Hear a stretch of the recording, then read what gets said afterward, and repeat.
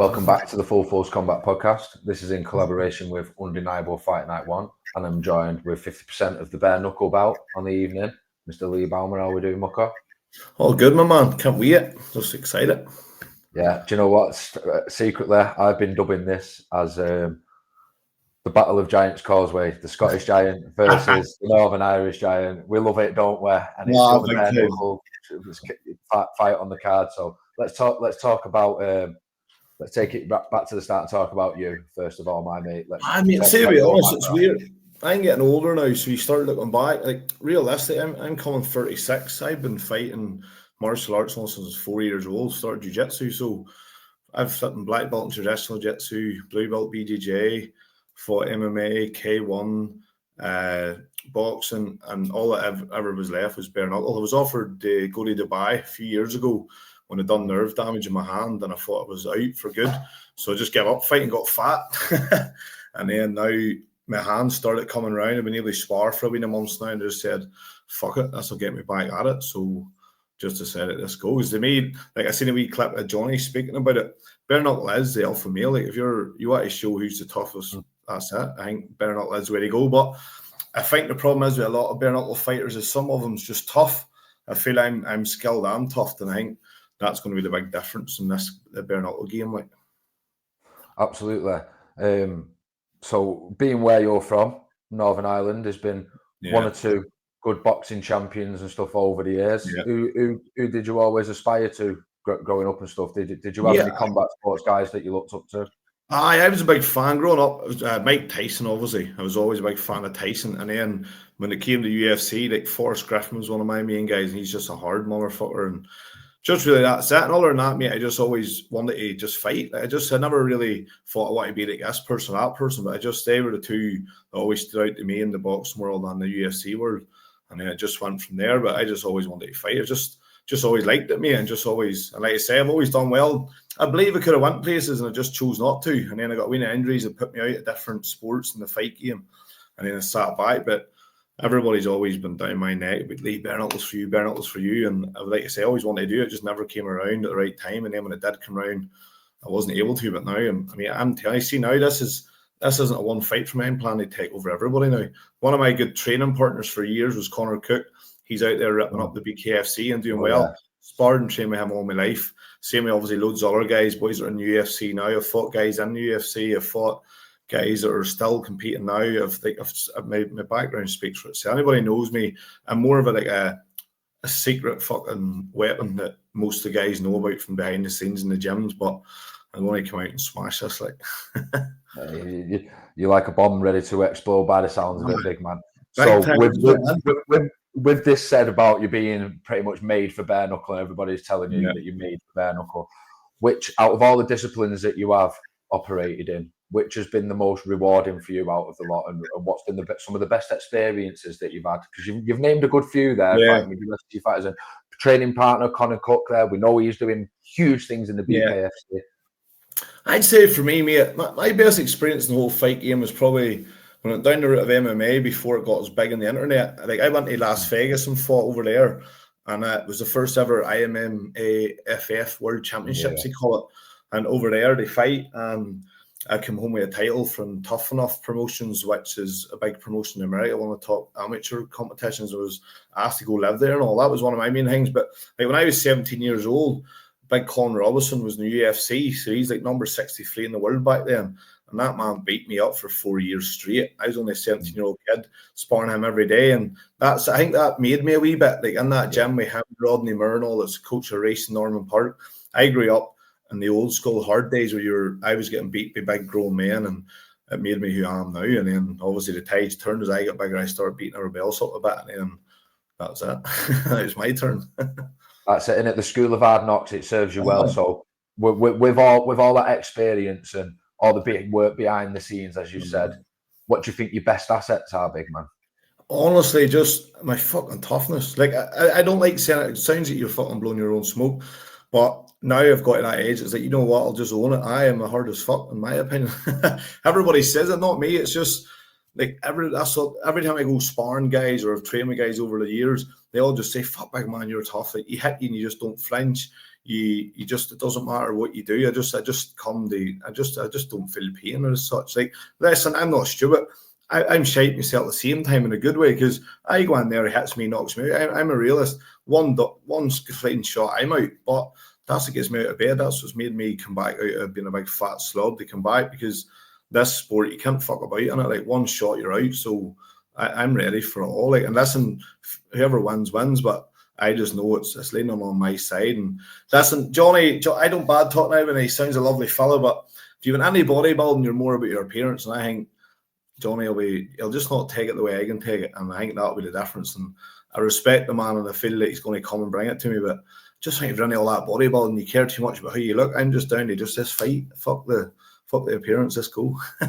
So that you've just rolled me into my next question perfectly. What do you think you can exploit from Jonny Goodall? Because he is a respectful fellow who's looking forward to the opportunity, just like you. But you've just mentioned the bodybuilding and stuff.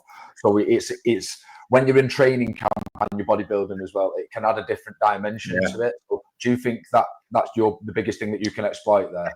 I see it in two ways. I see one as in it shows he's got dedication. So I know the man's going to take it serious. Was his physique, and I know for a fact, I'll not take no disrespect from him. The man competes, he's won multiple titles in that Nava scene and stuff. So I know for a fact he'll take it serious.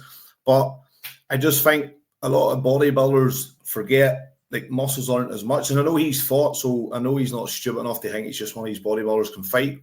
But I just think, again, listen, muscle does fatigue you as well. Not that in this game you need to be the fittest. I think you need more heart than fitness in bare knuckle. But the difference is I've just been fighting all my life. He's went away and looked the part and wore wee pants and got a sprayed hand. I've just been fighting in the gym. Do you know what I mean? So I think that'll be the difference. I've stayed true to the fight game, and he's left it for a while and come back. And I think it'll just be a reminder that, no, you left for maybe a reason. But again, I mean all that in a nice way, but I just plan to come and knock him out. That's it. So I mean, I'm sure he feels the same. Yeah, so are you aware of his game, and is there more things that you're looking to exploit? I've told everybody asks me at home, and I do believe he's really agile and fast for a big guy. He's not your typical bodybuilder. He is agile. And I do think that, he causes problems because of speed, and I'm sure he'll be explosive and powerful, but I just think my timing just beats that all day. I think he can be as fast and aggressive as he wants, but by the time he gets that hand out, boom, I'll just be on him, and he'll not get anything. So that's the way I see it going. Absolutely. Now, the heavyweights have obviously historically always been the marquee division in boxing. In heavyweight bare knuckle, it can certainly bang as well. So what's been the thought process going into it, and is there anything been different in training camps compared to the MMA training camps, Lee? Yeah, no, definitely there has been differences. So I'm a big believer in, like, obviously you have to be tough and get stuck in, but in bare knuckle, I think you have to be smart, and that's where my mate Connor Cook comes into play. That man's doing well because he boxes. He doesn't try and get into a scrap. He doesn't. And I understand two boys go toe to toe. At the same time, I'd love to go in here and just war and go at it, but I'm just being smart. It's bare knuckle, especially in heavyweight. You can't be doing that. My plan is hit and not be hit. So all my training has been more sharp, agile, move, and just not covering up, taking shots. And I'm sure he's the same. I'm sure anybody bare knuckle should be thinking like that. But yeah, my plan is just keep him at bay, ping him off, land a clean shot, and put him away, and come out and be ready to go again on our show or another fight, whatever. Absolutely. Now you've just rolled me into perfectly onto the next thing again. Another show. Now we want a big show. We want a big bare knuckle show in Ireland, don't we? Yeah. It doesn't matter if it's in the north or the south. Who gives a shit? Yeah. We just want it. And Connor Cook, Jimmy Sweeney, them sort of names, they're going to be the leaders of the pack. Are you hoping to grasp this opportunity now on the 27th? And hopefully, 100%. Whatever 100%. comes off the back of that, you can be involved in the mix there, then, can't you, with that group of names? Yeah, big things. Like I said, them boys are big stars in their own right in this world, so they deserve to be the guys bringing it over as well. But if I can be on part of that journey and jump on it with them, then fucking right, happy days. And like you say, it's just great. It's getting bigger. It's a pity over here we can't do it because everybody would love it over here. But I think, everything's shifted in the unlicensed scene, the bare knuckle scene, the pro game, the amateur game. I think everything's shifted in the fight world, and for a better way. The only sad thing is now you get fucking like Jake Paul. I respect the man for making money. He's smart, but now it's more likes than fucking skill, and it is what it is. But You know what I mean? The whole fight game's changing, but bare knuckle now is coming, and it's class to see it up and going. But to me, told everybody, there's guys in my gym, I coach all the time. Well, I wouldn't mind doing that. I mean, mate, see if you're in your 20s, to me, leave that game alone. I think you have to be in your 30s or on your way out, or a good veteran. I don't think bare knuckles for these young guys, and I think it's just for like guys like myself. It's been about for years, and it's one last rodeo. Just who's the toughest man? Let's go. And no, I don't think it's a you know yourself, it's a short career, and I plan if I can get 4 or 5 years at it from now in, get a big couple world titles or whatever, make a name for myself and retire away. No, just the fucking the record and the history that I know I should have behind my name, you know. Absolutely. Now we have touched on Jonny. So do you have a message for the big fella? Just come, let's go. Like, just don't be run the way. Let's go. Like, I'm not going to run anywhere, and that's some more box. It's not going to be an ugly fight, but let's just go. Like, you knock me out, I knock you out. I want a beer after. I think the Scots are fucking class, so I'm expecting them to be fucking tough and mad, and I respect the man. He sounds good crack, and I hope we two us go in here. I hope we both go home healthy, but at the same time, I hope we smash him up. So that's it. After that, shake hands, have a beer, and hopefully we both go home well and good to our families. But either way, I want to knock. I don't want any other win but a knockout. I don't want him to hurt himself during the fight. I don't want something stupid to happen. I just want a good clean knockout, and I'm sure he wants to see him. And I'll be coming in for a good, just toe-to-toe war and see where we go. Absolutely. Like I said at the start, I've sort of dubbed this as the Battle of Giants Causeway. Yeah. I just think it's got a great narrative. Nice. I just think it's got a great narrative to it. But with more, like we said as well, with more opportunities. Have you thought about BKFC or BKB or anything like that? I know you'd probably take any opportunity, but if it was all laid out to you, mapped out, and you had an offer from each one, which promotion would you go with, Lee, and why? See, at the minute for me, BKFC, because it's all like I've grew up most of my life not following boxing as much, more UFC last lot of years, and obviously they've got a lot of ex-UFC guys, more guys that I'd be more relatable to, and so for me it'd be there because I'd love to get the likes up there and be fighting like big names that were in UFC, and like they've bought Ben Rothwell, these big heavyweights, and it'd just be nice to. But again, you see all these other promotions, like you say BKB, Bad De Bon, even like they're all starting to come up and get bigger and bigger. For me, the bigger the fight, the better. Like I would jump in the more away. People say, "Oh, imagine we were fighting this or that," or Francis Ngannou. Or I would genuinely think anybody in Bernal, I'll fight anybody the more. I don't care.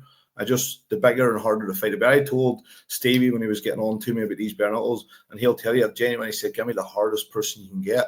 And then, like I say, I think Jonny and me is very relatable. We both fought years ago. We've both had 20, 30 fights, different sports, and now we're both at that point in our life where we're like, fuck it, let's go, let's do it.